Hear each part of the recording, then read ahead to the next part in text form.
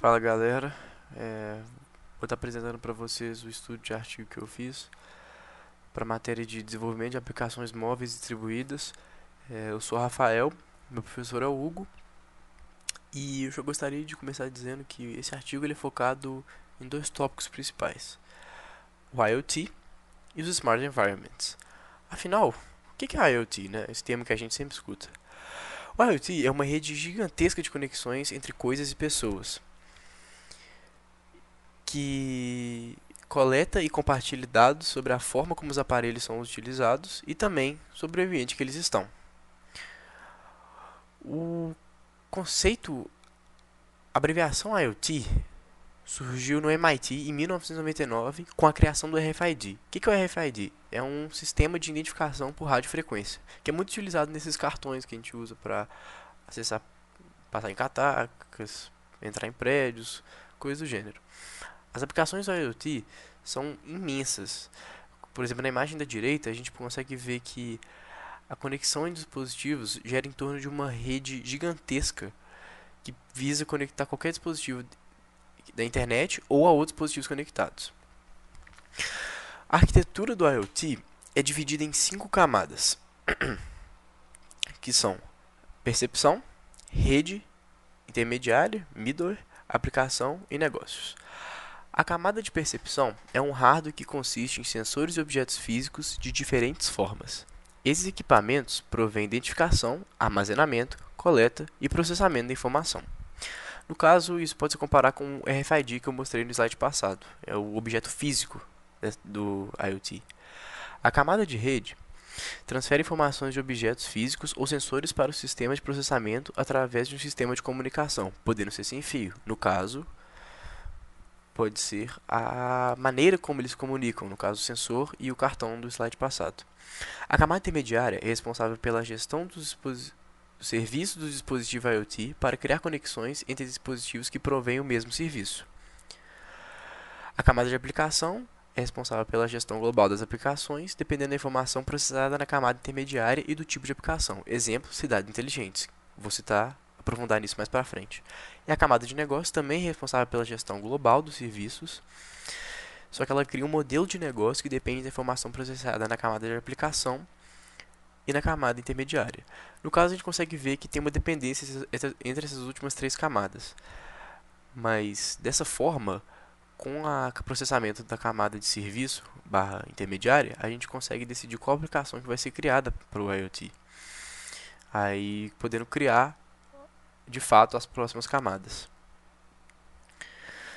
E aprofundando um pouco sobre a camada de aplicação, é onde ocorre tudo que a gente vê do IoT, que no caso é um exemplo, o controle do sistema público de uma cidade. Pra você saber como que o transporte está chegando, quanto tempo que ele falta, se ocorreu um acidente, coisas desse gênero, são todas gerenciadas nessa parte de aplicação. Seguindo em frente para o conceito de Smart Environments. Smart Environments é aquele ambiente que tem a capacidade de aplicar o conhecimento que ele obteve e utilizar ele em torno o qual o sistema está inserido.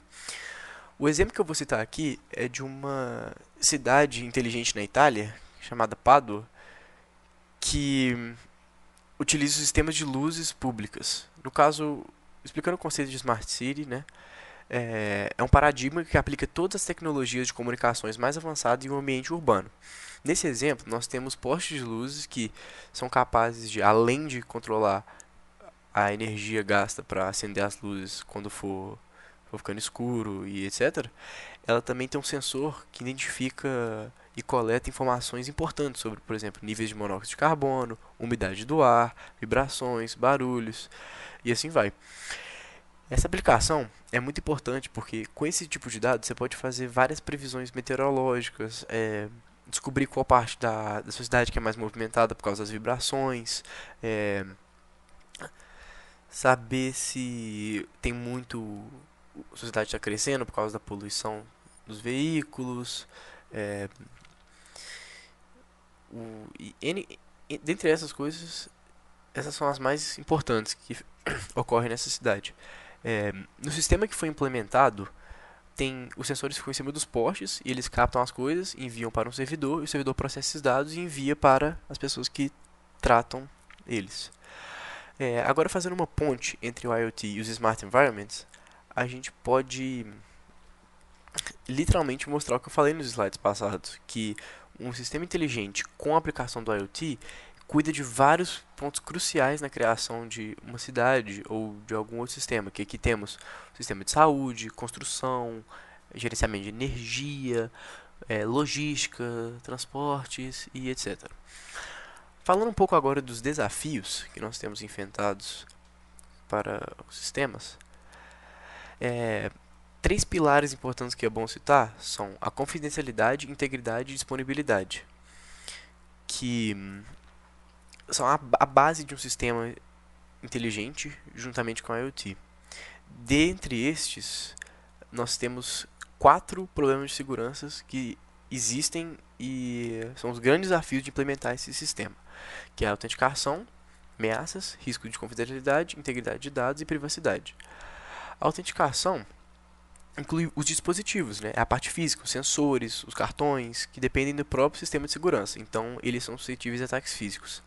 A confidencialidade aparece entre os dispositivos gateway da camada de rede, ou seja, já não é um problema físico. E os problemas relacionados à integridade dos dados surgem quando ocorre um ataque de spoofing ou quando o ruído afeta o sistema IoT. Além disso, os ataques de DDoS e ataques de acesso ao dispositivo são ataques arbitrários que podem prejudicar serviços e aplicações IoT.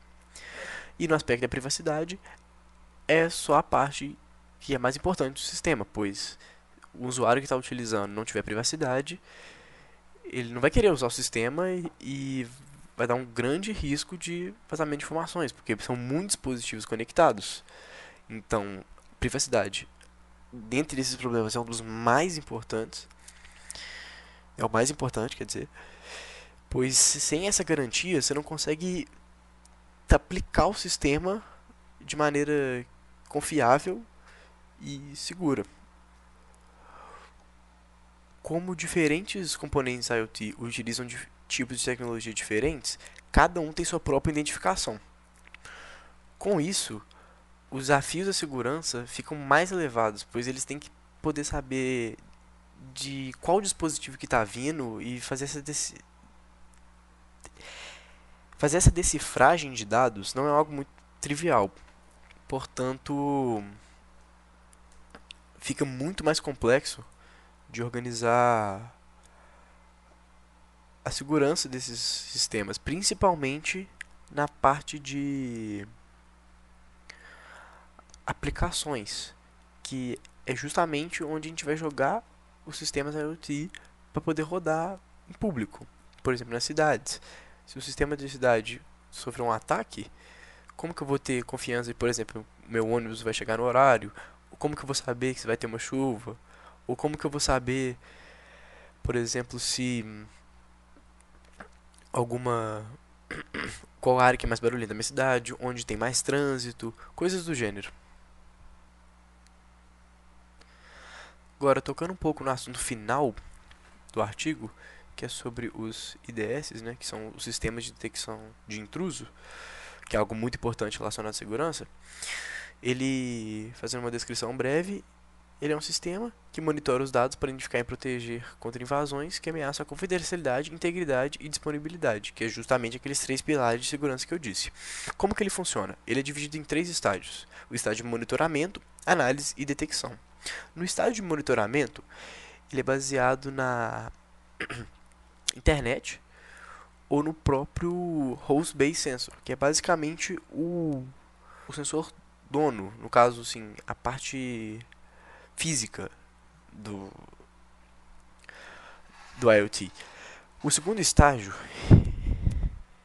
ele utiliza extrações de métodos e tentar identificar padrões entre esses dois sensores, para logo depois, no terceiro estágio, ele detectar o problema, que no caso, seguindo esse fluxo, quando você vai pelo Host Based Sensor, você segue e vê se tem alguma funcionalidade que está falhando. No Network Based Sensor, você vê se tem algum padrão que está sendo enviado para você que não condiz com os padrões que você anteriormente utilizava. Após essas duas detecções, que no caso, uma você detecta anomalias que está faltando, por exemplo, faltando algum método, faltando alguma aplicação, e na outra você detecta o uso ruim do aplicativo, que no caso é confusões entre os padrões que você anteriormente utilizava. E com isso você emite um alerta. E com esse alerta, o sistema pode saber como se defender, de onde que está entrando.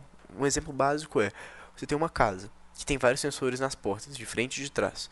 Se uma pessoa tentar entrar pela porta de trás, no momento que ele abrir a porta, o sistema de trás vai lançar um alerta, pois ele identificou um movimento que não condiz com o movimento daquela hora, daquele padrão correto do sistema, e vai soltar o alerta. E basicamente é isso. Obrigado por assistir até agora e tchau, tchau.